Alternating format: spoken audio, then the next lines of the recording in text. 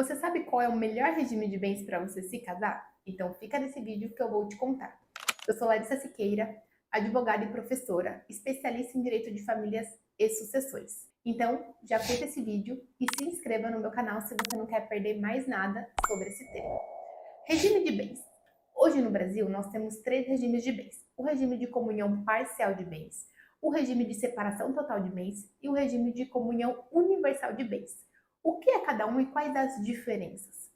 No regime de comunhão parcial de bens, em caso de divórcio, tudo o que foi adquirido durante a constância da união, de forma onerosa, será partilhado. Então vamos imaginar que você casou sob esse regime de comunhão parcial de bens e durante o casamento você comprou uma casa e um carro e você vai se separar.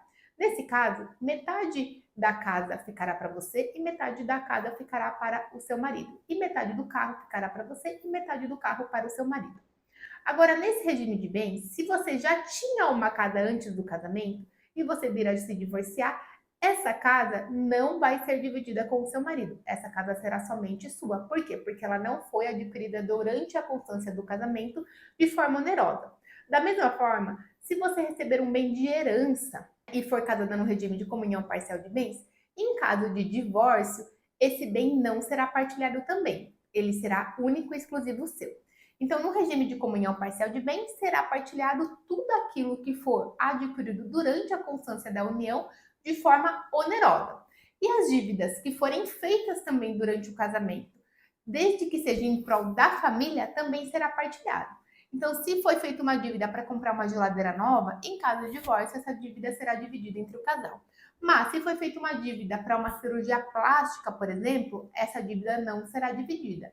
Quem fez a cirurgia plástica assumirá integralmente a dívida, os valores que ainda faltam pagar. Agora, no regime de separação total de bens, a administração do patrimônio é totalmente individual. O que isso significa? Tudo que eu tinha antes do casamento continua pertencendo a mim e tudo que eu comprar durante o casamento será somente meu em caso de divórcio.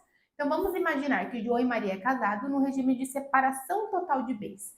João comprou 2 casas durante o casamento e Maria comprou 5 casas. Eles vão e decidem se separar, se divorciar. Como fica a partilha de bens? A Maria fica com 5 casas e o João fica com 2 casas.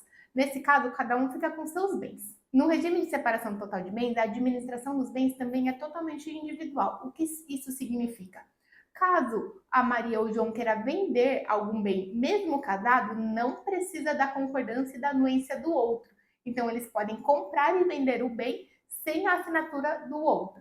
Já no regime de comunhão parcial de bens, como o patrimônio ele é partilhado durante o casamento, então, para vender qualquer bem imóvel durante o casamento, se você for casado no regime de comunhão parcial de bens, você precisa da concordância do seu cônjuge. Na comunhão universal de bens, tudo que foi adquirido antes do casamento e durante o casamento é partilhado em caso de divórcio. Então vamos imaginar o seguinte: João é casado com Maria. João tinha uma casa antes do casamento, Maria tinha 2 casas antes do casamento. Durante o casamento, eles compraram mais 3 casas, então ao todo eles têm 6 casas. Eles vão se divorciar. Como que fica essa partilha? João fica com 3 casas e Maria fica com 3 casas. Mas por que se durante o casamento eles compraram só 3 casas? Pelo regime de bens do casamento. Porque como eles são casados pelo regime de comunhão universal de bens, tudo que foi adquirido antes do casamento e durante o casamento é partilhado em caso de divórcio. Então, por que o regime de bens é tão importante? Porque o casamento, gente, ele é um contrato e o regime de bens é como se fossem as cláusulas de como vai ser partilhado esses bens em caso de divórcio.